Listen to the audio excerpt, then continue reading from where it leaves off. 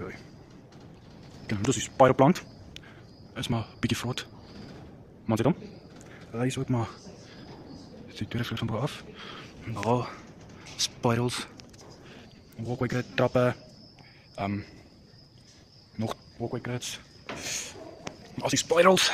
Spirals is daar. Sometimes 6 spirals.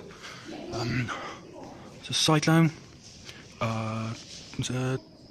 Die cyclone wordt gefeed door die tank. Achter lijkt mij soos 'n mijn box switch. Die ding het hulle vir gesê wat dit is, ons maar net weer hoor. Dan is dit op die tweede vloer van onder af, derde vloer van bo af. Hier is 'n tank, nog vol water, soutwater of ietsie is. Ek is nie seker nie. Hier het ons 'n elektriese motor met 'n pomp. Waar is die pomp? En aan die onderste vloer is maar net grid en maar net die eerste vloer. Okay, so dan is ons hier. Lots 76. Hy het 'n switchboard, hy het 5 motors, 3 wat op 3 is, 2 wat 1.5 is.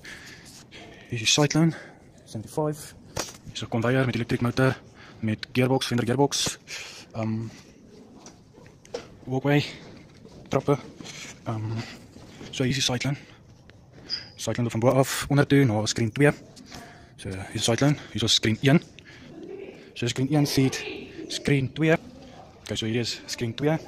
So die cyclone gaan onder na screen 2 toe.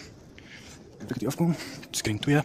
So hy is net daar agter, ek dink hy feed screen 2. Dan sit nou hier onder, ons nog trap is af. Okay, hier is conveyor. So screen 1 feed die conveyor wat opgaan en die screen, die jigs feed. Nou hier is maar net die onderste kant van die spiderplant, die half spiderplant, trappies. Het is 'n conveyor struktuur wat gefeed word deur screen 2. Ja, okay, so dis screen 2 wat gefeed word, hy feed conveyor, nog 'n conveyor wat ook na die ander jig toe gaan, na bo is.